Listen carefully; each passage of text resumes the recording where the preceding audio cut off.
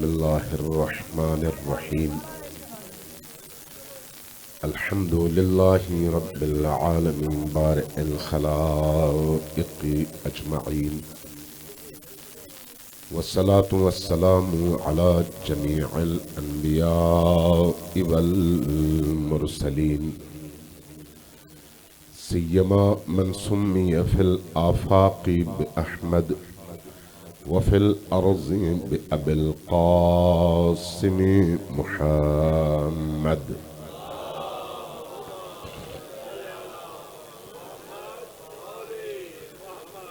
والصلاة والسلام على أولاده الطيبين الطاهرين المعصومين الميامين واللعنة الدائمة على أعدائهم أجمعين من يوم عداوتهم إلى قيام يوم الدين. أما بعد فقد قال الله تبارك وتعالى في كتابه المجيد وهو أصدق القائلين وقوله الحق. بسم الله الرحمن الرحيم. يا أيها الرسول بلغ ما أنزل إليك من ربك فإن لم تفعل فما بلغت رسالته. صلوات محمد عليه.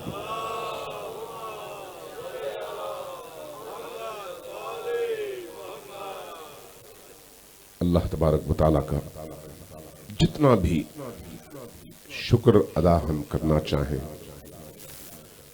اس نعمت پر جس کو ہم نعمت غدیر کہتے ہیں، نعمت ولایت علی کہتے ہیں، جتنا چاہیں شاید ہمیں اگر 1 کروڑ سال کی زندگی ملے اور وہ زندگی شکر میں گزرے تو اس نعمت کا شکر 1 دن کی قیمت کے حساب سے بھی ادا نہیں ہو سکتا،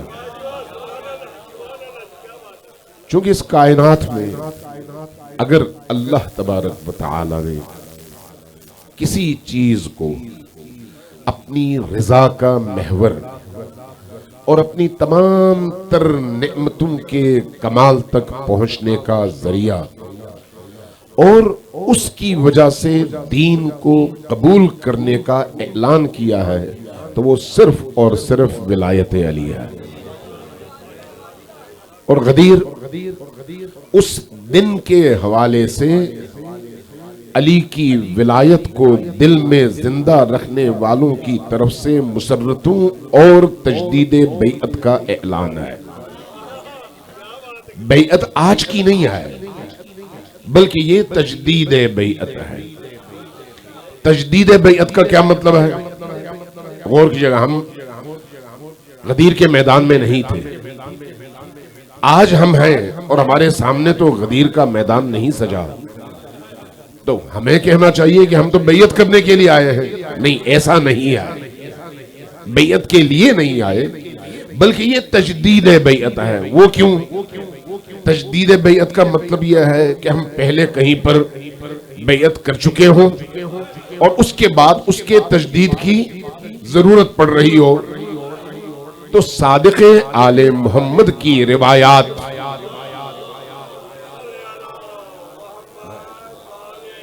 بہار الانوار میں موجود ہیں. میں اس تفصیل میں نہیں جاتا چونکہ بہت لمبی ہو جائے گی گفتگو. وہ روایات ہمیں بتاتی ہیں کہ جو شخص اس دنیا میں علی کی محبت کے ساتھ آتا ہے، زندگی گزارتا ہے، محبت نہیں ولایت، تو اس کو سمجھ لینا چاہیے کہ اس نے یہاں پر نہیں بلکہ جب عالم ذر میں اللہ نے دعوت دی اور اختیار دیا تو اس اختیار کے ماحول میں جس نے وہاں علی کو اپنا ولی مانا آج یہاں پر علی کا دیوانہ کہلایا. جس نے وہاں انکار کیا یہاں چاہے کچھ بھی ہو جائے وہ علی کا دیوانہ نہیں بن سکتا. اس لیے یہ جو آج کا دن ہے، یہ ایام ہے، یہ خاص مناسبت ہے، 18 ذی الحج ہے، غدیر کا دن ہے، یہ تجدید بیعت کا دن ہے امیر المؤمنین سے. یا امیر المؤمنین، دنیا چاہے کہیں پر بھی نکل جائے، میں آپ کے نقش پا پر کھڑا ہوں اور زندگی کی آخری سانس تک اور آخری قطرے خون تک آپ کی ولایت کی حفاظت اور اس ولایت کے دشمنوں کے مقابلے میں چٹان بن کر کھڑا رہوں گا، چاہے جان جائے، مال جائے، اولاد جائے، زندگی جائے، دنیا جائے، آخرت نہ جائے اور علی نہ جائے. یہ اسی بیعت کے اعلان کا دن ہے. غدیر معمولی دن نہیں ہے، غدیر قلب کی نورانیت کے اظہار کا ذریعہ ہے. غدیر پر وہی ایمان رکھ سکتا ہے جس کا باطن پاکیزہ ہو، جس کے اندر نور ہو، جس کے اندر ایمان ہو. برتن سے وہی نکلتا ہے جو برتن کے اندر ہے.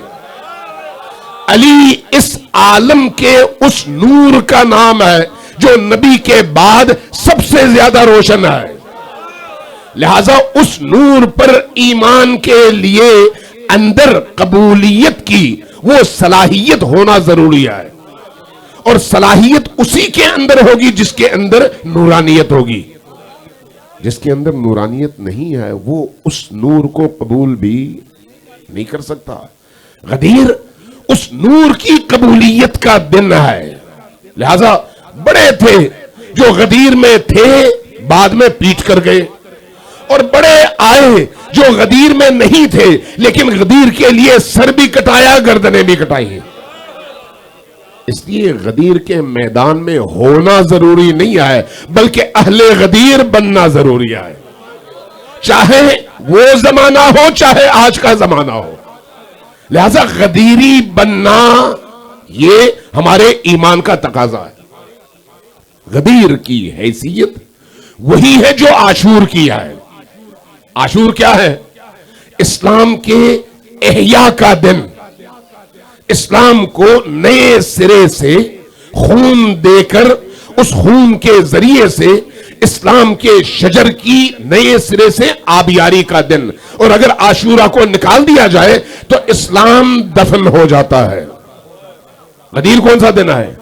وہ دن ہے جب علی کی ولایت کے ذریعے سے اللہ نے اپنے دین کے منتخب ہونے کا بھی اعلان کیا اور اس کے محفوظ ہونے کا بھی اعلان کیا ہے کہ اب علی کی ولایت آ گئی ہے تو اب یہ دین بھی محفوظ ہے اور اسلام محفوظ ہے. اسلام اور ہے، مسلمان اور ہیں. یہ ضروری نہیں ہے کہ کوئی شخص کہے لا الہ الا اللہ تو وہ مسلمان کہلائے. ہاں بظاہر کہلائے گا ضرور، لیکن اس کے اندر اسلام کا زندہ ہونا کچھ خصوصیات مانگتا ہے، اور اس میں سب سے بڑی اور اعلیٰ خصوصیت اس کا غدیری ہونا ہے، علی والا ہونا ہے. تو علی نور ہے اور صرف اس دل میں سماتا ہے جس میں اس نور کو قبول کرنے کی گنجائش ہو، اس برتن میں سماتا ہے جس میں علی کو قبول کرنے کی ظرفیت اور پاکیزگی ہو. علی پاکیزگی کا نام ہے اور نجس دل میں علی کی جگہ نہیں ہے. علی کو اللہ نے قرآن کریم میں انما یرید اللہ لیذہب عنکم الرجس اہل البیت ویطہرکم تطہیرا کہہ کر تمام نجاستوں سے دور کر دیا ہے. اس لیے جس دل میں نجاست ہوگی علی کا وہاں پر کوئی آنا جانا نہیں ہے. جس دل میں پاکیزگی ہوگی علی آئے گا. لہذا دل جتنا پاکیزہ ہوگا علی کا گھر اتنا زیادہ بنے گا. دل جتنا نورانی ہوگا علی اتنا زیادہ اس دل میں ٹھہریں گے. لہذا چلتے چلتے ایک بات عرض کروں، علی کی محبت اور چیز ہے، علی کی محبت اور چیز ہے، اور علی سے تمسک اور چیز ہے. اللہ نے ہمیں محبت کرنے کا حکم نہیں دیا، مودت اور چیز ہے، یہ ذہن میں رکھیں. مودت اور چیز ہے، محبت اور چیز ہے. اللہ نے ہمیں محبت کا حکم نہیں دیا لیکن تمسک کا حکم دیا ہے. تمسک اور ہے، محبت اور ہے. محبت ایک جبلی خواہش اور خصوصیت کا نام ہے. پھول جو ہے نا، آپ یہاں پر یہ جو آپ کے سامنے پھول لگے ہیں، آپ میں سے کوئی بندہ ایسا نہیں ہوگا جس کو یہ ماحول پسند نہ آئے. سب کہیں گے بڑا خوبصورت حال سجایا ہے، بڑے خوبصورت پھول ہیں، بڑے خوبصورت بیل بوٹے ہیں. کیوں؟ اس لیے کہ وہ جو حسن ظاہر ہے وہ آپ کو اپنی طرف کھینچتا ہے. شرط صرف اتنی ہے کہ آپ انسان ہو. انسان ہو تو یہ جو حسن ظاہر ہے آپ کو اپنی طرف کھینچے گا. علی اس کمال حسن کا نام ہے، کمال حسن کا. اس لیے علی کا حسن مرتد کو بھی کھینچتا ہے، مشرک کو بھی کھینچتا ہے، موحد کو بھی کھینچتا ہے، بت پرست کو بھی کھینچتا ہے. اس کا انسان ہونا ضروری ہے، مسلمان نہیں. لہذا محبت کرنے والے آپ کو بڑے ملیں گے. توجہ ہے، محبت کرنے والے آپ کو بڑے ملیں گے. ہندوؤں میں ملیں گے، سکھوں میں ملیں گے، مسلمانوں میں ملیں گے، عیسائیوں میں ملیں گے، آپ کو یہودیوں میں ملیں گے. کیوں؟ اس لیے کہ علی جس جمال الہی کا مظہر ہے، اس جمال سے بڑھ کر جمیل ہستی کوئی ہے نہیں عالم میں. اس لیے جو بھی اس جمال کو دیکھے گا جذب ہوگا، چاہے مسلمان نبی ہو. آپ نے بڑے بڑے ہندو شعراء کو سنا ہوگا، علی کا کلام پڑھ کر وہ اپنا قد بڑھاتے ہیں. کیوں؟ علی علی ہے، علی علی ہے، بلند ہے. اس لیے جو بھی اس کا تذکرہ کرے بلند ہو جاتا ہے. لہذا یہودی بھی ان کا تذکرہ کر کے بلندی حاصل کرتا ہے، عیسائی بھی ان کا تذکرہ کر کے بلندی حاصل کرتا ہے. جارج جرداق کا نام آپ نے سنا ہوگا. جارج جرداق مسیحی ہے، عیسائی اور لبنانی ہے، عرب ہے لیکن مسیحی. اس کی کتاب ہے صوت العدالت الانسانیہ، اور اردو میں بھی ایک زمانے میں شاید 40-50 سال پہلے اس کا ترجمہ ہوا. اور ان کا اپنا انتقال 8-10 سال پہلے ابھی ہوا، کوئی 86 سال کی عمر میں. بڑے پڑھے لکھے آدمی، لیکن مسلمان نہیں، عیسائی.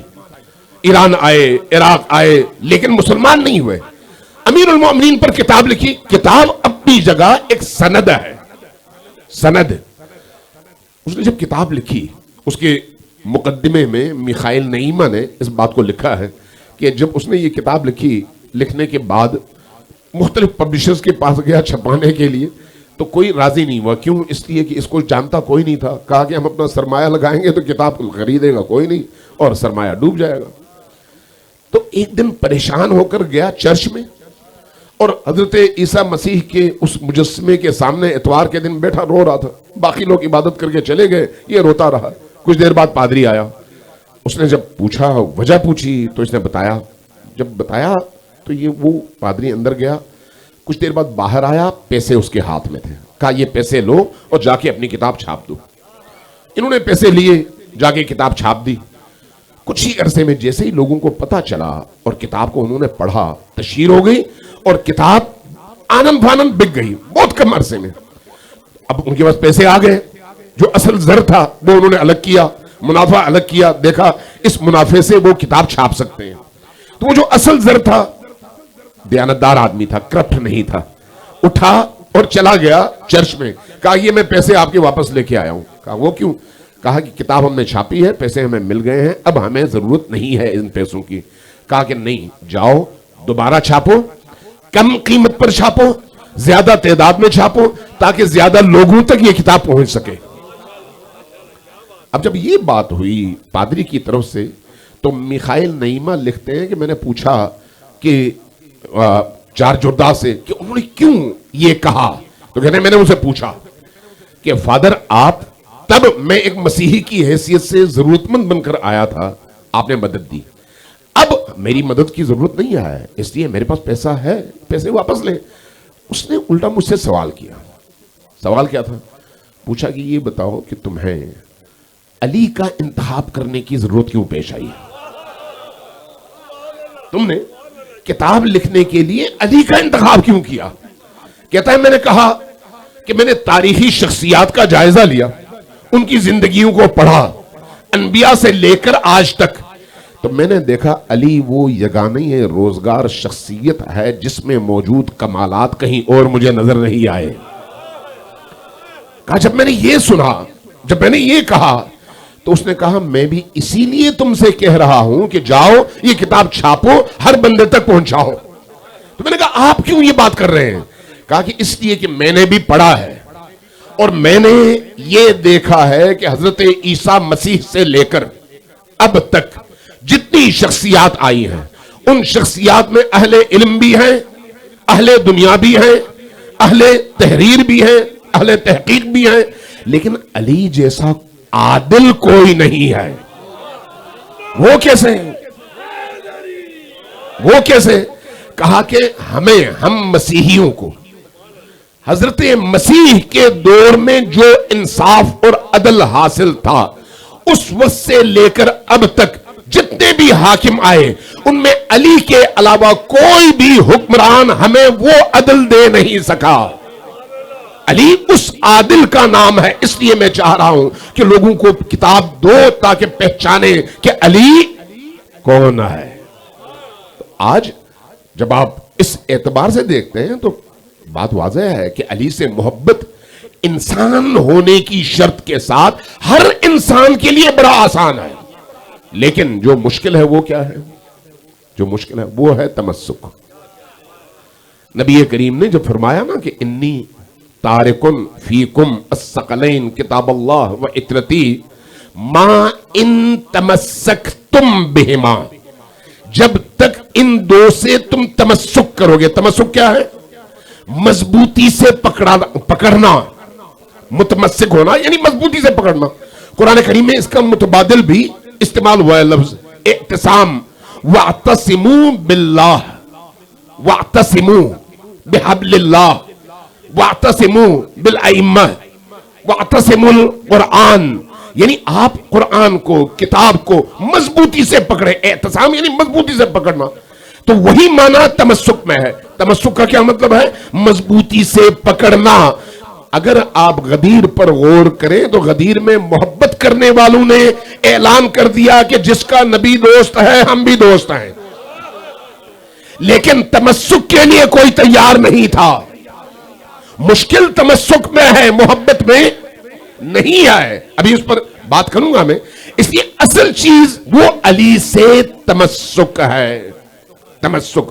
اب آئیے اسی موضوع کی طرف، غدیر کی طرف. لیکن چونکہ گرمی آئے اور ہوا بند ہے، گرمی بھی روشنی بھی، لیکن آپ کا ایمانی جذبہ اور ایمان کی گرمی اور حرارت اور اس شعلے کی تپش اس گرمی سے بہت زیادہ ہے. سب مل کر ذرا اونچی آواز سے صلوات بھیجیے بر محمد و آل محمد.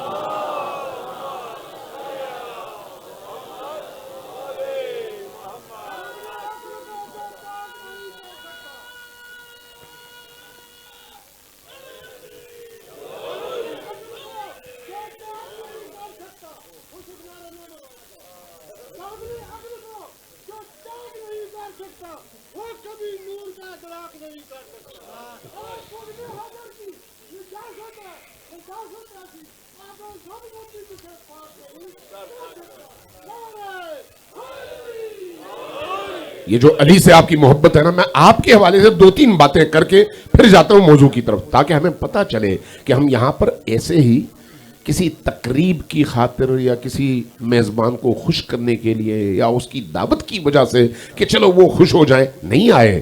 ہمیں لایا گیا ہے. ہمیں لایا گیا ہے. یہ میں کوئی مقررانہ خطیبانہ جملہ نہیں کہہ رہا، میں یہ حدیث بتا رہا ہوں آپ کو. حدیث کیا ہے؟ علی کی محبت عالم زر سے اللہ نے عطا کیا ہے. اس کو جس کا ظرف اس کے قابل تھا. لہذا اگر علی کی ولایت، علی کا عشق، علی کی مودت کسی قلب میں ہے تو اس قلب کی کوئی قیمت نہیں لگا سکتا. وہ قیمتوں سے ماورا دل ہے، قیمتوں سے ماورا. لیکن ہمارے معاشرے میں اب بہت سارے مسائل ہیں. کوئی کسی کے خلاف، کوئی کسی کے خلاف، کوئی کسی سے جھگڑا، کوئی کسی کا مخالف. لیکن سب کا جو مشترکہ سرمایہ ہے وہ کیا ہے؟ وہ علی ابن ابی طالب ہے. علی ہم سب کو جوڑتے ہیں. نبی جوڑتے ہیں بہت ساروں کو، لیکن ایک جگہ آ کر نبی کے بعد بہت سارے لوگ جدا ہو جاتے ہیں، لیکن علی وہ ہیں جو جن کو جوڑ دیں، وہ لوگ نبی سے بھی جڑ جاتے ہیں اور اللہ سے بھی جڑ جاتے ہیں۔ اس لیے علی پہلا زینہ ہے اللہ تک پہنچنے کا، پہلا دروازہ ہے اللہ تک پہنچنے کا۔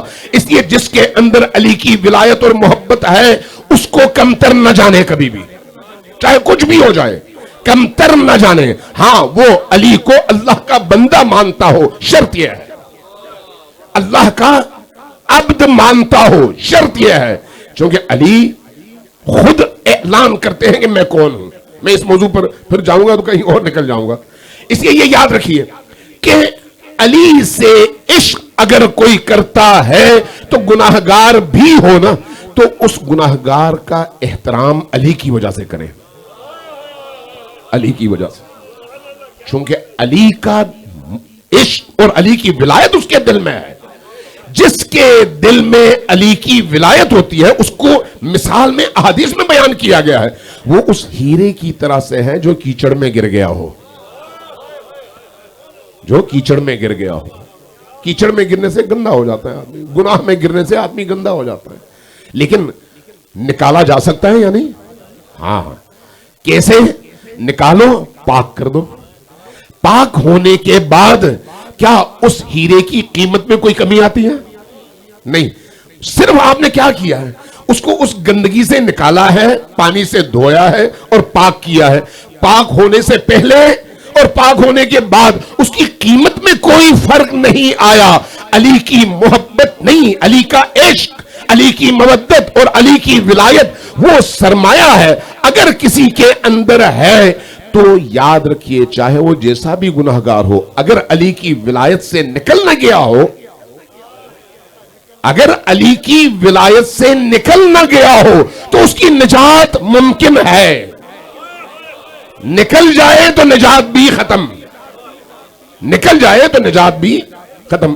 اب میں ایک حدیث کا مفہوم آپ کو سمجھاتا ہوں۔ حدیث کہتی ہے کہ گناہگار جو گناہ کرتا ہے وہ علی کی ولایت سے نکل جاتا ہے، آدمی پریشان ہو جاتا ہے کہ اگر گناہ کرنے والا علی کی ولایت سے نکل جاتا ہے تو پھر ہم تو خود بھی سراپا گناہ ہے، صبح سے شام تک گناہ کرتے ہیں، کبھی کچھ کبھی کچھ، کبھی آنکھیں گناہ کرتی ہیں، کبھی کان گناہ کرتے ہیں، بعد میں اگرچہ ہمیں ندامت ہوتی ہے کہ ہم نے غلط کیا ہے، آنکھ کا غلط استعمال کیا، کان کا غلط استعمال کیا، زبان کا غلط استعمال کیا، دل کا غلط استعمال کیا، ذہن اور صلاحیتوں کا غلط استعمال کیا، دوسروں کے بارے میں رائے دیتے ہوئے عدل کا مظاہرہ نہیں کیا اور اپنی خواہش کے مطابق جس سے محبت تھی اس کو بڑھا دیا، جس سے نفرت تھی اس کو گھٹا دیا، ناانصافی ہے۔ تو اب ایسی صورتحال میں پھر تو ہم علی کی ولایت سے نکل گئے۔ حدیث ہمیں آگے بتاتی ہے، صادق آل محمد کی حدیث ہے اور بہار کی حدیث ہے۔ حدیث ہمیں بتاتی ہے کہ دیکھو، جس وقت انسان گناہ کر رہا ہے، جب وہ گناہ کر رہا ہے اس موقع پر وہ ولایت سے نکل جاتا ہے، لیکن جیسے ہی اس کے گناہ کا عمل ختم ہو جاتا ہے، چونکہ عمل ختم ہو گیا نا، اب وہ دوبارہ ولایت میں داخل ہو گیا۔ اس لیے وہ جو وقفہ ہے جس میں وہ ولایت سے نکل گیا ہے اس کا ازالہ توبہ کے ذریعے سے ممکن ہے، توبہ کے ذریعے سے ممکن ہے، واپس آ سکتا ہے، مگر یہ کہ وہ امیر المؤمنین علی کے فرامین کی مخالفت کر کے کسی اور رخ پر چلا جائے وہ اور بات۔ ورنہ جس کے دل میں علی کی ولایت موجود ہے اس کی نجات بھی اس کی صرف ممکن نہیں، یقینی ہے، یقینی ہے، چونکہ ولایت ہی شرط ہے نجات کے لیے۔ ولایت عبادت شرط نہیں ہے، ولایت شرط ہے، سیادت شرط نہیں ہے، ولایت شرط ہے۔ کہیں ہمارے سیدوں کو برا نہ لگے، سیادت شرط نجات نہیں ہے، ولایت شرط نجات ہے۔ اگر کوئی سید ہو لیکن علی کو اپنا ولی نہ مانے تو نکل جاتا ہے اور کبھی واپس نہیں آ سکتا. لیکن اگر کوئی چوڑا چمار ہے، فرض کرے کسی آپ کی نظر میں ایسی نسل سے ہے جس کی کوئی قیمت نہیں ہے، لیکن علی کی ولایت میں داخل ہو جائے تو دنیا کا قیمتی ترین انسان بن جاتا ہے اور اس کی نجات یقینی ہے. اس لیے ولایت نجات کا دروازہ ہے، نجات کا دروازہ. اس لیے غدیر منانا فرض ہے، اس لیے غدیر منانا فرض ہے. اس لیے کہ غدیر کے ذریعے سے ہم ولایت سے اپنی بیعت کے دوبارہ تجدید کا اعلان کر رہے ہوتے ہیں. امام صادق اعلی محمد کی ایک حدیث بھی سناتا جاؤں. فرمایا کہ ولادتی من علی ابن ابی طالب فضل، ولادتی من علی ابن ابی طالب فضل و ولایتی علیہ یا ولایتی منہ فرض. علی کی نسل سے ہونا میرے لیے فضیلت کا سبب ضرور ہے، لیکن علی کی ولایت میں داخل ہونا مجھ پر فرض ہے. اگر یہ نہ کروں تو وہ نسل مجھے فائدہ نہیں دے گی. اس لیے یہ یاد رکھیں کہ غدیر ہم کیوں مناتے ہیں؟ اس لیے کہ اللہ سے جڑنے کا رستہ غدیر ہے. اگر اللہ سے جڑنا چاہیں تو غدیر ہے. اب بہت سارے لوگ آج کل ان دنوں میں، خصوصاً میں سوشل میڈیا میں دیکھ رہا تھا، اور پھر مختلف لوگ سوال بھی کرتے ہیں کہ خود امیر المومنین نے تو کوئی ایسی بات نہیں کی، آپ لوگ کیوں ایسی بات کرتے ہیں؟ اب ان بیچاروں کو کون سمجھائے کہ امیر المومنین نے یہ باتیں کی ہیں یا نہیں کی ہیں؟ چونکہ جس ذریعے سے ان تک حدیث پہنچتی ہے وہ ذریعہ ہی مخالفین کا ذریعہ ہے، مخالفین علی کا. تو پھر آپ تک حدیث پہنچے کیسے؟ آپ اہل البیت سے پوچھیں نا کہ اہل البیت اس حوالے سے کیا کہتے ہیں. میں مسند امام احمد ابن حنبل کی پہلی جلد دیکھ رہا تھا. مسند امام احمد ابن حنبل، امام احمد ابن حنبل کو آپ جانتے ہیں اہل سنت بھائیوں میں 4 ائمہ ہیں، اور ان میں ایک ابو حنیفہ ہیں، ایک امام شافعی ہیں، ایک امام مالک ہیں، ایک امام احمد ابن حنبل ہیں. فقہی 4 ائمہ ہیں، اور انہی کی مسانید ہیں، احادیث کی کتابیں ہیں، فتاوا کے مجموعے ہیں. ایک مسند امام احمد ابن حنبل ہے جس میں احادیث جمع ہیں. امام احمد ابن حنبل خود کوئی معمولی شخصیت تو نہیں ہے. انہوں نے وہاں پر واقعہ نقل کیا ہے، اور واقعہ کس سے نقل کیا ہے؟ واقعہ ابن ابی ارقم سے نقل کیا ہے. ابن ابی ارقم رسول کریم کے خاص صحابیوں میں سے ہیں، اور اہل سنت بھی ان کو اسی طرح سے مانتے ہیں جس طرح سے شیعہ مانتے ہیں. کہتے ہیں کہ کوفہ تھا، کوفے میں چمے گوئیاں ہوئی علی کی خلافت کے حوالے سے. بات یہ ہوئی کہ دیکھو علی تو چوتھے خلیفہ ہیں، ان کو تو کوئی حق حاصل نہیں ہے کہ وہ دین میں کوئی تبدیلی کریں، سابقہ خلفاء کی روشوں کو تبدیل کریں. چونکہ تراویح کے مسئلے میں آپ کو یاد ہوگا، سنا ہوگا کہ امیر المؤمنین نے جب کہا کہ یہ بدعت ہے، دین کا حکم نہیں ہے، تو اسی کوفہ میں ایک بڑی کثیر تعداد لوگوں کی اٹھ کھڑی ہوئی اور کہا کہ یا علی آپ شیخین کی سیرت اور سنت کو ختم کر رہے ہیں، اور کہا کہ وا سنتا، ان دونوں کی سنتیں ختم ہو رہی ہیں. نتیجتاً امیر المومنین کو خاموشی اختیار کرنی پڑی. تو یہاں سے ایک جواب ان کو بھی مل گیا جو کوفہ کے بارے میں کہتے ہیں کہ وہ شیعہ تھے. جو لوگ تراویح کو امیر المومنین کے حکم کے باوجود چھوڑ نہیں سکتے وہ شیعہ نہیں ہیں، اور کوفہ میں ایسے لوگوں کی تعداد کم نہیں تھی. اب آئیے اسی موضوع کی طرف. کہنے لگے جب اس طرح کی باتیں ہوئی، علی کے سماعتوں میں یہ بات پہنچی، امیر المومنین اٹھے اور حکم دیا کہ سب کوفہ کے ایک محلے میں جس کا نام ہے رحبہ، وہاں پر آ جائیں. وہاں پر آئے، سب کو جمع کیا. غالباً وہاں پر صحابیوں کی شاید کثرت ہوگی، اس لیے اس علاقے کا آپ نے انتخاب فرمایا.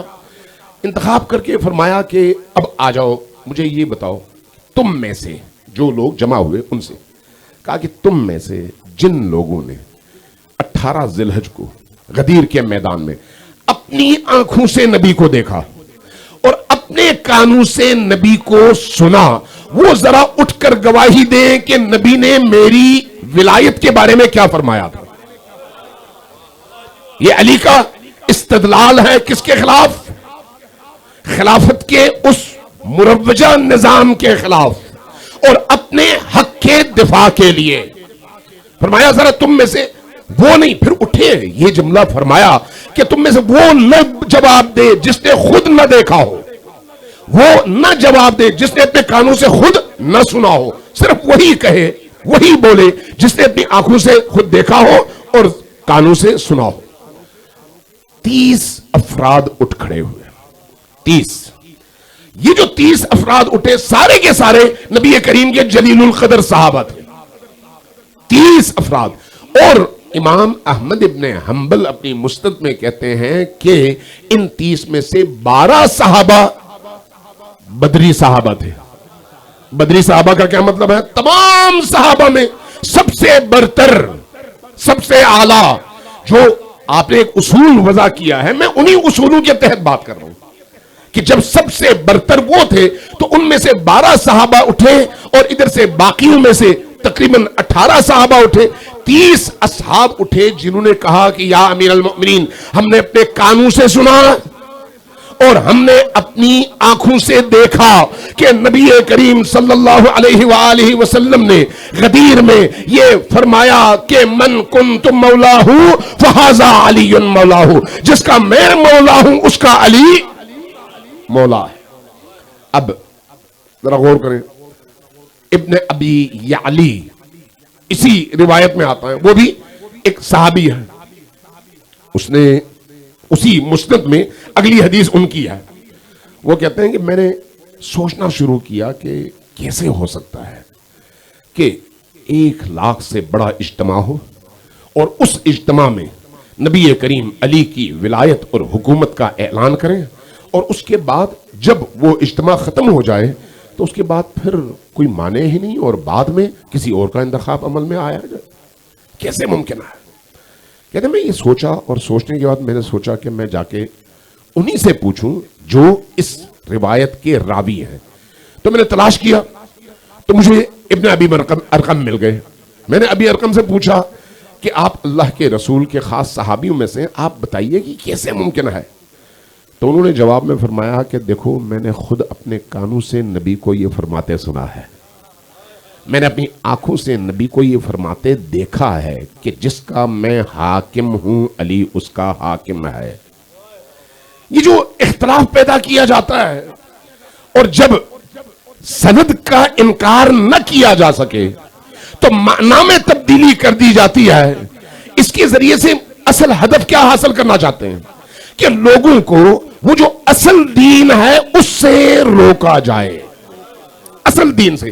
آپ ذرا سوچیں، جواب کیا دیا جاتا ہے؟ مختلف مواقع پر ایک جگہ کہا جاتا ہے نہیں حدیث یہ کہتی ہے، دوسری جگہ کہا جاتا ہے نہیں حدیث کو ہم نہیں مانتے، ہم صرف قرآن کو مانتے ہیں، کہا جاتا ہے یا نہیں؟ تو حدیث بھی وہاں پر کارآمد ہے جہاں پر میری خواہش ہے اور قرآن بھی وہاں کارآمد ہے جہاں پر میرا عقیدہ درست ثابت میں قرآن سے کر سکوں۔ اور اگر قرآن کی جگہ حدیث بات کر دے اور میری مخالفت کر دے تو میں اس حدیث کا انکار کر دوں، اور قرآن اگر بیان کر دے تو میں قرآن کا انکار کر دوں۔ آپ کو مثال دے دیتا ہوں اور آپ سب کو پتا ہے، جب نبی کریم صلی اللہ علیہ وآلہ وسلم نے دعوت دی، لوگوں کو بلایا، بٹھایا اور اس کے بعد کہا کاغذ اور قلم لے کر آؤ، کاغذ اور قلم لے کر آؤ، تو یہ حدیث بخاری میں ہے، مسلم میں ہے کہ اللہ کے رسول کے اس حکم کے مقابلے میں صحابہ 2 حصوں میں تقسیم ہو گئے۔ ایک حصے نے کہا کہ نہیں کاغذ قلم دینا چاہیے، دوسرے حصے نے کہا کہ نہیں بالکل نہیں دینا چاہیے۔ جنہوں نے کہا نہیں دینا چاہیے وہ وہی تھے جو بعد میں مسند اقتدار پر تھے۔ اس کے بعد وجہ کیا بتائی؟ وجہ یہ کہ حسبنا کتاب اللہ، ہمارے لیے کتاب کافی ہے، ہمارے لیے کتاب کافی ہے۔ تو اگر آپ کے لیے کتاب کافی ہے تو اس کا مطلب ہے حدیث کی ضرورت نہیں ہے۔ تو کیا اللہ نے اپنے قرآن میں کہیں پر یہ کہا ہے کہ اگر نبی کریم تمہارے مفاد کی بات کریں تو کتاب کو قبول کر لو ورنہ اس کو قبول نہ کرو؟ جبکہ اسی قرآن میں اللہ نے کیا کہا؟ اللہ نے کہا ما آتاکم الرسول فخذوہ وما نہاکم عنہ فانتہوا، جو کچھ رسول تمہارے پاس لے کر آئے ہیں، جو کچھ وہ کہتے ہیں اس کو من و ان قبول کرو، اور جس چیز سے وہ روکیں اس سے رک جاؤ۔ جبکہ یہاں پر کہا جا رہا ہمارے لیے کتاب خدا کافی ہے، اور رسول کی بات کو ریجیکٹ کیا جا رہا ہے، اور رسول کی بات کو جب ریجیکٹ کیا جا رہا ہے تو نتیجتاً رسول اتنے دکھی ہو جاتے ہیں کہ بخاری کی روایت کے مطابق فرمایا کہ اٹھو اور میرے پاس سے نکل جاؤ، اور سب کو نکال دیتے ہیں۔ تو گویا وہ خوش ہو کر نکالتے ہیں، خوش ہو کر نکالتے ہیں یا ناراض ہو کر؟ جبکہ وہی قرآن ہے جو ہمیں بتاتا ہے کہ قرآن رسول کریم کی زبان سے نکلنے والے ان جملوں سے عبارت ہے جو اللہ نے ان کے قلب پر نازل فرمائے۔ اس لیے اللہ کا رسول جو کچھ بھی کہے وہ ان کی اپنی رائے نہیں ہے، اللہ کی رائے ہے۔ اللہ وما ينطق عن الهوى ان هو الا وحی یوحی۔ تو ابن ابی ارقم کہتے ہیں میں نے اپنے کانوں سے سنا، میں نے اپنی آنکھوں سے دیکھا کہ رسول خدا صلی اللہ علیہ وآلہ وسلم نے علی کی ولایت کا اعلان کیسے کیا۔ اب ذرا آتے ہیں خود اسی آیت کی طرف۔ اس آیت پر تھوڑی سی توجہ دیں آپ۔ یہ جو آیات ہیں صرف آیات نہیں ہیں، بلکہ اس پورے پس منظر کو بیان کرنے کے لیے ایک دیباچہ ہے کہ جس کا کوئی صاحب شعور انسان انکار نہیں کر سکتا۔ قرآن کی آیت اترتی ہے یا ایھا الرسول بلغ ما انزل الیک من ربک فان لم تفعل فما بلغت رسالتہ واللہ یعصمک من الناس۔ کہاں؟ اس مقام پر جہاں سے آپ مکہ سے نکل آئے، اور اس مقام سے اب مختلف لوگوں نے مختلف علاقوں کی طرف جانا ہے۔ اب نبی کریم کا اہتمام دیکھیں، 50 ڈگری کی گرمی ہو، یہاں پر ابھی 50 ڈگری نہیں ہے، یہاں آپ کے پاس پنکھے لگے ہوئے ہیں، سائبان موجود ہے، دھوپ کی تپش نہیں ہے، آپ کا برا حال ہے، 1 گھنٹے سے زیادہ آپ بیٹھ نہیں پائیں گے، فوراً جیسے ہی محفل ختم ہوگی فوراً اٹھیں گے، نکل جائیں گے، کیوں؟ آپ کو ٹھنڈی ہوا چاہیے۔ تو اس گرم صحرا میں جہاں پر نہ کوئی ٹھنڈے پانی کا اہتمام ہے، نہ کوئی سائبان ہے، ریتلی جگہ ہے، 50 ڈگری سے زیادہ کا ٹمپریچر ہے، نبی کریم سے کہا جا رہا ہے یا ایھا الرسول بلغ ما انزل الیک من ربک، آپ کے رب کی طرف سے جو آپ پر نازل ہوا ہے وہ پہنچائیے۔ کیوں؟ آگے ایک جملہ بڑا ہی خطرناک، فَإِن لَمْ تَفْعَلْ، اگر آپ نے ایسا نہیں کیا، اگر آپ نے ایسا نہیں کیا تو کیا ہوگا؟ مَا بَلَّغْتَ رِسَالَتَ، گویا آپ نے گزشتہ 22.5 سال جو محنت کی ہے وہ ساری کی ساری اکارت گئی، وہ ساری کی ساری۔ اگر آپ چاہتے ہیں کہ وہ پابند رہے، قائم رہے اور اس کی افادیت ہو تو یہ جو آپ پر حکم اتارا جا رہا ہے یہ ان کو بتائیے۔ اب آگے اگلا جملہ بڑا عجیب ہے، واللہ یعصمک من الناس، لوگوں کے شر سے اللہ آپ کو بچائے گا، لوگوں کے شر سے اللہ آپ کو بچائے گا۔ یہ جو مسلم میں بخاری میں 12 منافقین کا تذکرہ ہے، یہ کون لوگ تھے؟ روایات بتاتی ہیں کہ اسی غدیر کے واقعے کے بعد نقاب پوش نبی کریم کے پیچھے آئے اور آپ کو قتل کرنے کی کوشش کی، لیکن اللہ نے بچایا، اور حذیفہ نے ان کو پہچانا نبی کریم کے اشارے سے، اور اس کے بعد اللہ کے رسول نے حذیفہ سے کہا یہ وہ میرے اصحاب کے اندر موجود منافقین میں سے 12 لوگ ہیں جنہیں تم نے پہچان لیا، پہچانو ضرور لیکن بتانا کسی کو مت۔ یہ شیعہ روایت تو نہیں ہے، یہ تو بخاری کی روایت ہے اور مسلم کی روایت ہے۔ اور اس لیے جب کسی کا جنازہ ہوتا تھا، جب بھی کسی کا جنازہ ہوتا تھا، ان میں سے بعض حضرات آتے تھے، میں نام نہیں لیتا لیکن جائیے جا کر روایات کی کتابیں پڑھیے، بعض حضرات بڑے نامور حضرات آتے تھے اور حذیفہ سے پوچھتے تھے کہ اس لسٹ میں میرا نام تو نہیں تھا؟ کیوں؟ پتا ہے نا، اپنے آپ کو انسان باقیوں سے بہتر پہچانتا ہے۔ میں ظاہر طنز و تشنیع کے نشتر نہیں، میرا مزاج بھی نہیں ہے اور میں برسادہ بھی نہیں، مناسب کام نہیں ہے، لیکن اب اگر حدیث کی حقیقت ہے تو میں انکار کیسے کروں؟ تو جن کے اندر نفاق تھا انہیں یہ خوف تھا کہ کہیں ان کے چہرے سے پردہ ہٹے نہیں۔ نفاق کی دم تو نہیں ہوتی، نفاق کے سین تو نہیں ہوتے، بظاہر آپ کہیں یا رسول اللہ آپ کا حکم سر آنکھوں پر، اور باطن میں آپ وہ کام کریں جو رسول خدا کے حکم کے 180 ڈگری برعکس ہو، اسی کو نفاق کہا جاتا ہے، کوئی اور چیز نہیں ہوتی۔ اس لیے آپ دیکھیں وہاں پر جب نبی کریم لکھنے کا حکم دیتے ہیں تو وہاں پر کہتے ہیں ہمارے لیے کتاب اللہ کافی ہے، لیکن باقی جگہوں میں پھر احادیث کا سہارا لیا جاتا ہے۔ اور جب قرآن کریم کی آیات اترتی ہیں تو ان آیات کے معانی میں چینجنگ پیدا کر دیتے ہیں، جیسے یہاں پر کیا جب فرمایا کہ من کنت مولاہ فہذا علی مولاہ، تو مولا کا معنی کیا ہے؟ دوست ہے۔ اچھا، مولا کا معنی دوست ہے، یعنی نبی کریم نے 50 ڈگری سے زیادہ کے ٹمپریچر میں مکہ سے آنے والوں کا انتظار کیا، آگے جانے والوں کو واپس بلایا، پالانوں کا ممبر بنایا، پورا دن ان کو اس شدید ترین گرمی میں جلایا، یہ بتانے کے لیے کہ علی میرا دوست ہے۔ کیا علی اس سے پہلے بھائی نہیں تھے؟ کیا علی اس سے پہلے ایمان کا معیار نہیں تھے؟ کیا علی اس سے پہلے موسیٰ کے لیے ہارون اور نبی کے لیے جانشین نہیں تھے؟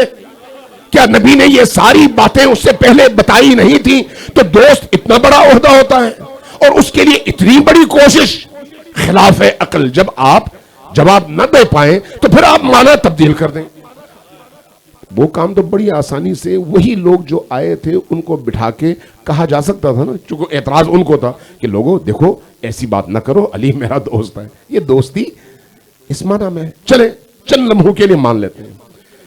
تو دوستی کے ساتھ یہ کیا جاتا ہے کہ 25 سال ان کو گھر میں زبردستی بٹھا دیا جائے۔ دوست کے ساتھ یہ کیا جاتا ہے کہ جیسے ہی وہ خلافت پر آئیں تو کبھی جمل کے ذریعے سے، کبھی نہروان کے ذریعے سے اور کبھی کسی اور ذریعے سے، ہمیشہ صفین میں، نہروان میں، جمل میں، بصرہ میں علی کے خلاف تلواریں لے کر کلمہ گو مسلمان نکلے، کافر نہیں، کلمہ گو مسلمان۔ تو یہ جو کلمہ گو مسلمان نکلے یہ کون تھے؟ نماز پڑھتے تھے یا نہیں پڑھتے تھے؟ روزہ رکھتے تھے یا نہیں رکھتے تھے؟ حج کرتے تھے یا نہیں کرتے تھے؟ تو ان کے نہ حج نے ان کو علی کے خلاف نکلنے سے روکا، نہ ان کی نماز نے، نہ ان کے حج نے، نہ ان کے قرآن کی تلاوت نے۔ تو اس کا مطلب یہ ہوا کہ یہ عبادات نجات کے لیے کافی نہیں ہے۔ یہ عبادات تب ہے جب علی کی ولایت کے سائے میں انجام پائے۔ اگر علی کی ولایت ہے، علی کی شہنشاہی ہے، علی کی بادشاہی ہے، ہر ایک میزان پہ تولا، زبان کے ساتھ دل بولا، علی بولا، علی بولا، علی بولا، نعرہ حیدری۔ صلوات بھیجیں بر محمد و آل محمد۔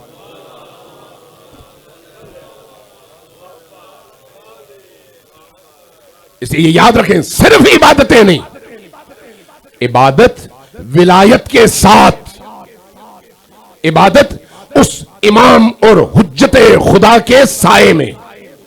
لہذا جب تک اللہ کی عبادت میں اللہ کی حجت کے سامنے سر جھکانا شامل نہ ہو، آپ کی وہ عبادت ایک پیسے کی نہیں آئے۔ شیطان آپ کے سامنے ہے، ابلیس آپ کے سامنے ہے۔ ابلیس نے روایات کے مطابق 6000 سال عبادت کیا ہے، 6000 سال، لیکن جب حجت خدا کے سامنے سر جھکانے کا وقت آیا تو اس نے انکار کیا۔ اس کے 6000 سال کی عبادت نے اس کو ایک لمحے کا فائدہ نہ دیا۔ تو اس لیے ہمیشہ نماز اور روزہ نجات کا سبب نہیں ہے جب تک اس کے ساتھ علی کی ولایت شامل نہ ہو۔ یہ ساری کی ساری عبادتیں زیرو ہیں، زیرو، صفر۔ علی عدد ہے، علی کی موجودگی میں زیرو کی تعداد جتنے بھی بڑھائیں گے قیمت بڑھتی چلی جائے گی۔ توجہ آپ نے نہیں دی میرا خیال ہے۔ عبادتیں زیرو ہیں اور علی عدد ہیں۔ علی کے بغیر زیرو کی کوئی قیمت نہیں ہے۔ علی اگر ہیں، عدد ہیں، تو ان کے سائے میں زیرو جتنے بڑھتے چلے جائیں گے اتنی آپ کی قیمت بڑھتی چلی جائے گی۔ عبادتیں جتنا کر سکو علی کے سائے میں کرو، خدا کے دروازے کھل جائیں گے۔ صلوات بھیجیے پر محمد و آل محمد۔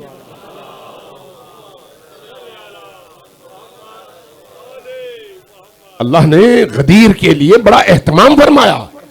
غدیر کی آیات کے نازل ہونے سے تقریباً مہینہ پہلے ذیقات کے مہینے میں آیت نازل فرمائی النبی اولا بالمؤمنین من انفسہم واموالہم الی آخر. نبی تمہاری جانوں سے زیادہ تمہارا مالک ہے, حق رکھتا ہے, اولا بالتصرف ہے. یہ آیت کیا بتاتی ہے کہ اگر تم اپنے جسم کے مالک ہو لیکن اس کے باوجود تم اگر اپنا ہاتھ کاٹنا چاہو اجازت نہیں ہے, اپنی جان لینا چاہو اجازت نہیں ہے. کیوں؟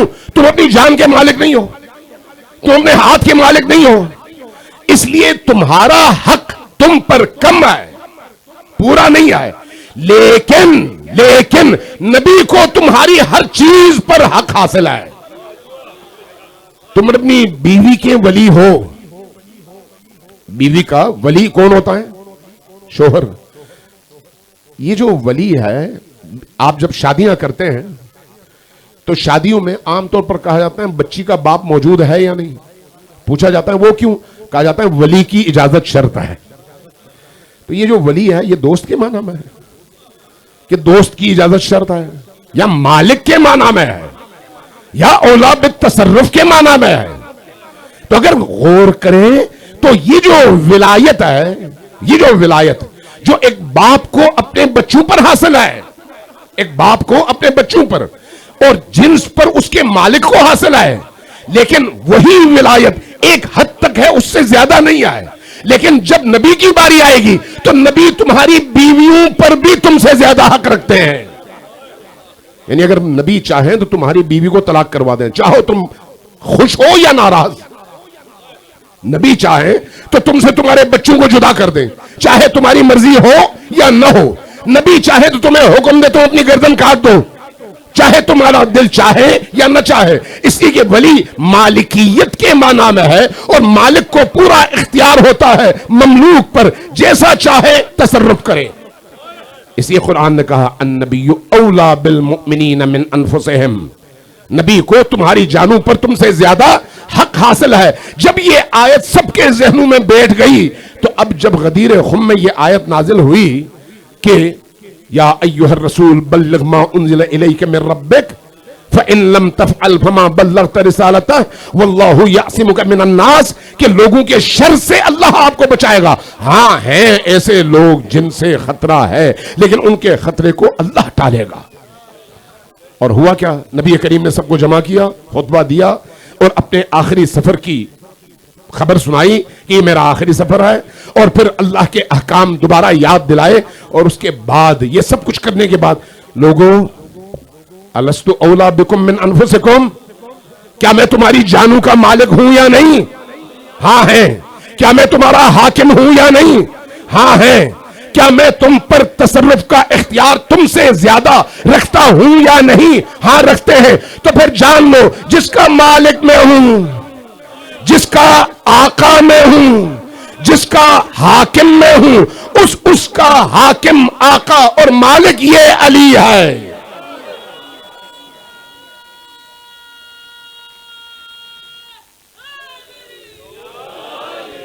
یہ علی ہے, یہ اعلان ہوا.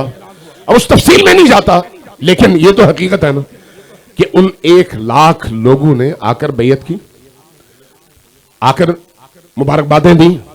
تفصیل میں نہیں جاتا, لیکن ذرا یہ دیکھیے کہ جیسے ہی مبارکبادیوں کا سلسلہ ختم ہوا پھر جبرائیل حاضر ہوئے. اب جبرائیل نے آ کر کیا کیا؟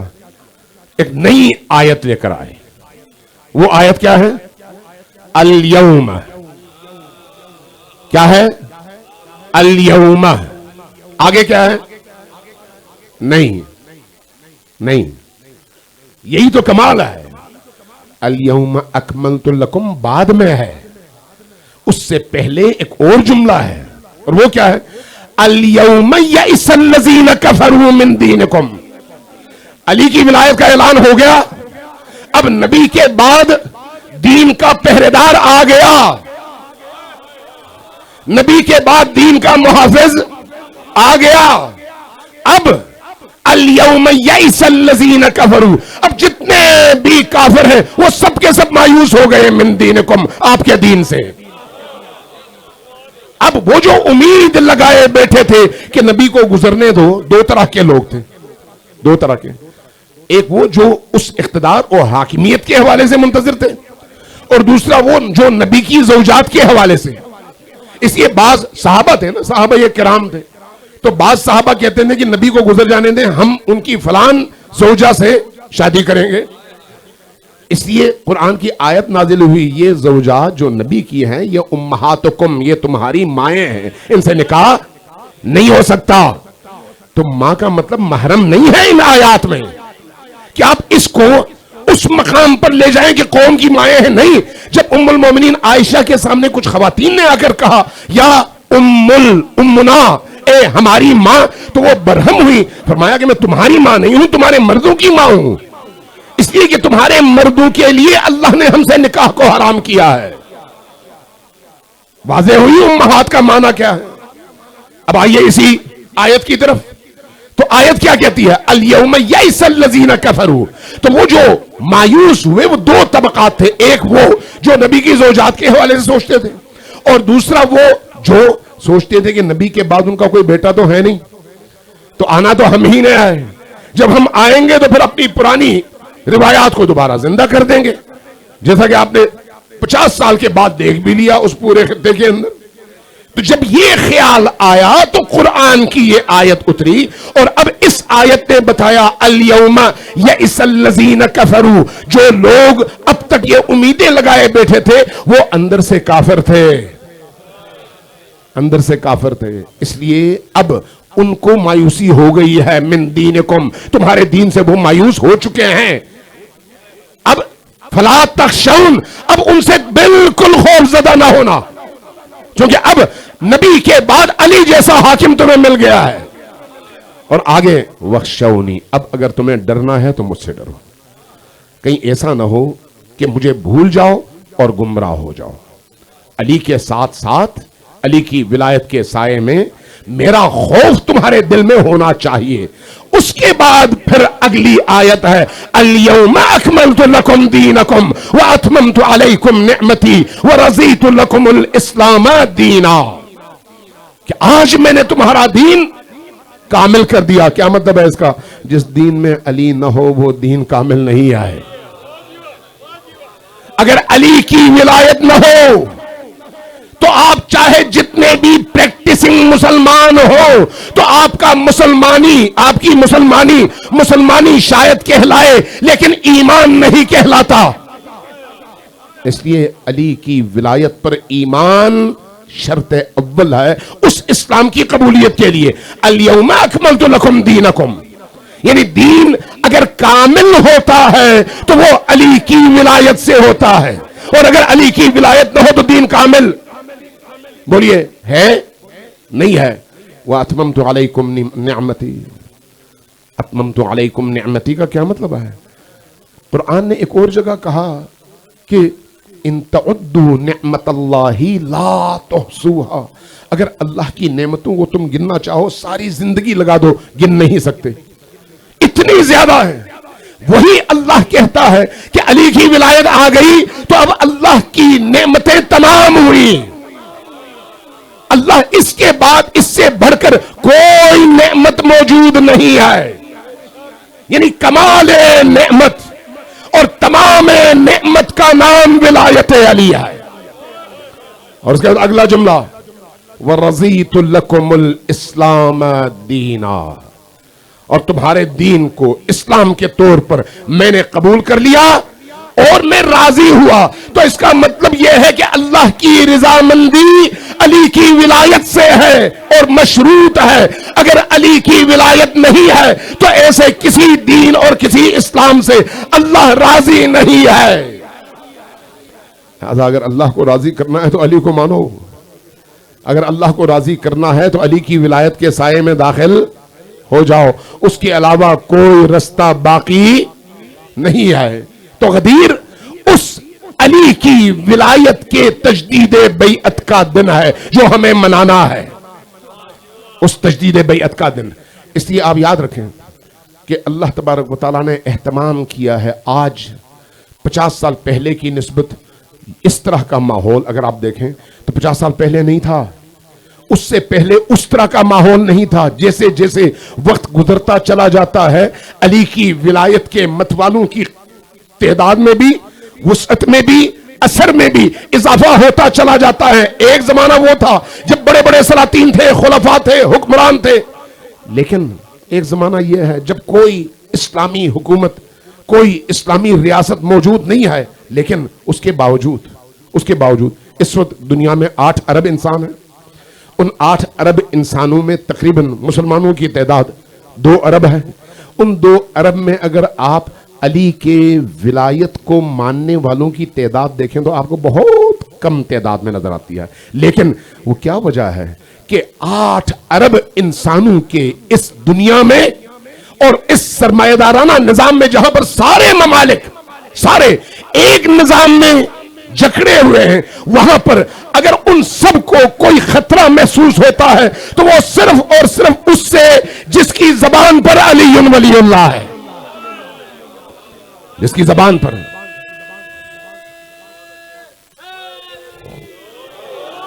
ابھی آپ نے دیکھا ہوگا جب غزہ پر حملہ ہوا تو دنیا میں بڑا شور اٹھا، بڑے پروپیگنڈے ہوئے. ایک زمانہ ایسا آیا اسی دور میں، ابھی بھی جنگ چل رہی ہے، لیکن اس زمانے میں کہا گیا کہ یہ شیعہ کہاں ہے، ایران کہاں ہے، کیوں کچھ نہیں کرتا. بھائی وہ شیعہ ملک تمہیں نظر آیا، 56 باقی ملک کیوں نہیں نظر آئے ہیں؟ اس لیے کہ ان سے کوئی امید ہے ہی نہیں. اگر کوئی امید ہے تو اس سے جو علی کے پرچم تلے اس وقت اپنے زمانے کے فرعون اور اپنے زمانے کے نمرود کے مقابلے میں پوری طرح سے کھڑا ہے اور 1 انچ پیچھے ہٹنے کے لیے تیار نہیں ہے. یہ علی کی ولایت سے تمسک کا نتیجہ ہے. یہ علی کی ولایت سے تمسک کا نتیجہ ہے، محبت کا نہیں.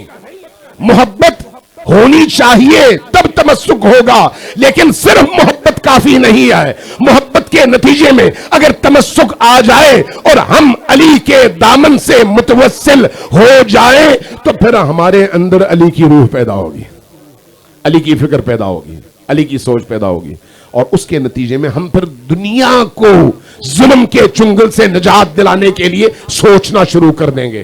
پھر ہمارے لیے معیار حق اور باطل بنے گا، شیعہ اور سنی نہیں.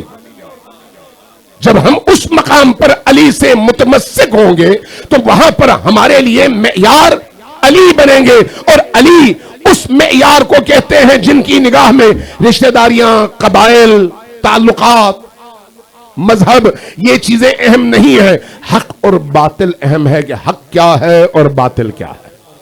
اور تشیع اسی کا نام ہے، کربلا اسی کا نام ہے، غدیر اسی کا نام ہے. اللہ تبارک و تعالی ہمیں علی سے متمسک ہونے کی توفیق عطا فرمائے، علی کی راہ پر استقامت کی توفیق نصیب فرمائے، علی کی معرفتوں سے ہمارے قلوب کو منور فرمائے، ہمارے دلوں کو علی کی نورانیت سے منور فرمائے. ہمیں علی کے رستے پر سر اٹھا کر استقامت کے ساتھ ہر ظلم کے مقابلے میں جینا اور سربلندی کے ساتھ جینا نصیب فرمائے. جن عزیزوں نے، صاحب خانہ نے آج کی اس خوبصورت ترین محفل اور ذکر علی کی مجلس کا اہتمام کیا ہے، ان کی تمام حاجات کو رب اکبر قبول فرمائے.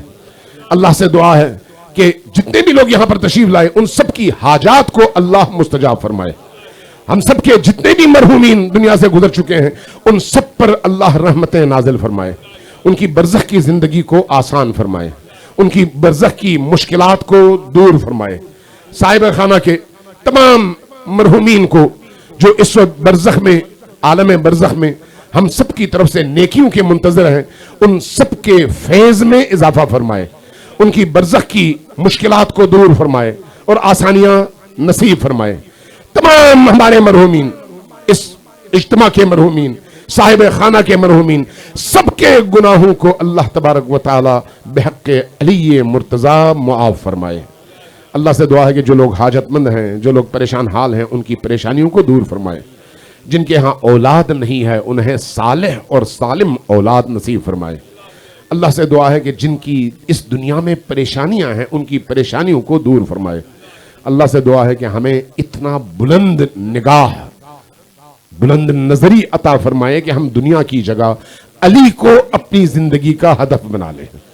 अल्लाह से दुआ है कि आलम आखिरत में कुछ न दे अली और उसका साया हमें नसीब फरमाए। अल्लाह से दुआ है कि इमाम असर के ज़ुहूर में ताजील फरमाए। जो जवान, जो बहनें, माएँ, बच्चे इस वक्त इमाम ज़मा के ज़ुहूर के लिए मैदान में खड़े हैं, उनको नुसरत अता फरमाए। इस वक्त आप देख रहे हैं गज़ा में क्या हालात हैं, लेकिन उसके बावजूद आफरीन है, सलाम है उस कौम पर जो अब कहने लगी है कि हम करबला के खात्मे तक खड़े हैं मैदान में। ये मैं फलस्तीन की बात कर रहा हूं, उनके तर्जुमान की बात कर रहा हूं। खुदा से दुआ है कि हमें इस करबला में इमाम हुसैन के नक्शे कदम पर चलना नसीब फरमाए। हमारे यमनी, इराकी, शामी, लबनानी, पाकिस्तानी, कश्मीरी तमाम मजलूम भाइयों की हिमायत फरमाए और अल्लाह तबारक व तआला उन सब की तौफीकात खैर में इजाफा फरमाए। इमाम ज़मा के क़ल्ब मुबारक को हमसे राजी फरमाए, हमें उनके आवान और उनके अंसार में शुमार फरमाए। हमें जब तक जीते हैं उनके रस्ते में और उनके उस आलमी इक़्तिदार के लिए राह हमवार करने की तौफीक अता फरमाए। रब्बना तक़ब्बल मिन्ना इन्नका अंतस समीउल अलीम बिरहमतिका या अरहमर राहिमीन। तमाम मरहूमीन के लिए उमूमी तौर पर और साहिब खाना के तमाम मरहूमीन के लिए खुसूसी तौर पर सब मिलकर एक दफ़ा सूरह फातिहा और 3 बार सूरह इखलास की तिलावत फरमाइए। बिस्मिल्लाह अल्हम्दुलिल्लाह इहदिनस सिरातल मुस्तक़ीम सिरातल लज़ीना अनअमता गैरिल मग़ज़ूबि अलैहिम। बिस्मिल्लाहिर रहमानिर रहीम क़ुल हुवल्लाहु अहद अल्लाहु बिस्मिल्लाहिर रहमानिर रहीम क़ुल हुवल्लाहु बिस्मिल्लाहिर रहमानिर रहीम क़ुल हुवल्लाहु अहद अल्लाहु। इन तमाम दुआओं की कबूलियत के लिए सब मिलकर ऊंची आवाज से 3 बार सलवात भेजिए वर मोहम्मद वाले।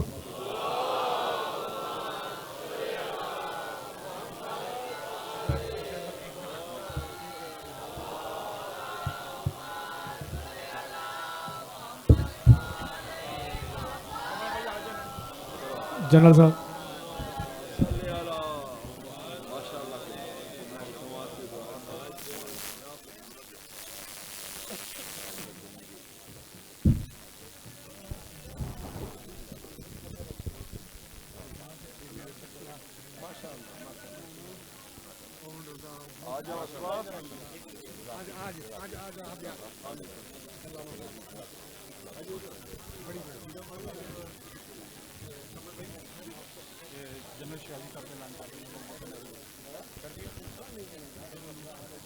जनरल नूर साहब, जनरल शराज साहब प्लीज़ स्टेज पे तशरीफ़ ले आएं।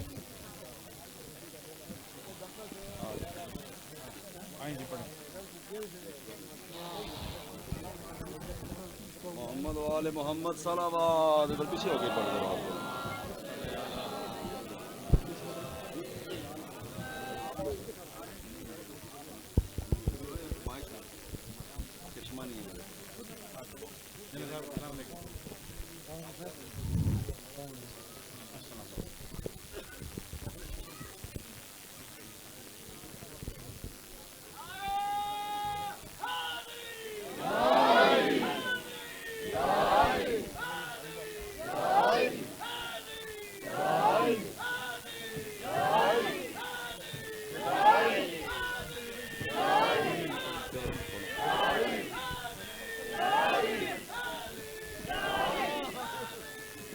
यसरब नु जावड़ाए यसरब नु जावड़ाए यसरब नु जावड़ाए यसरब नु जावड़ाए यसरब नु जावड़ाए यसरब नु जावड़ाए और अल से लगावड़ाए रल से लगावड़ाए सरवर दे गए अली दी बारात आवड़ाए यसरब नु जावड़ाए यसरब नु जावड़ाए और अल से लगावड़ाए रल से लगावड़ाए सरवर दे गए अली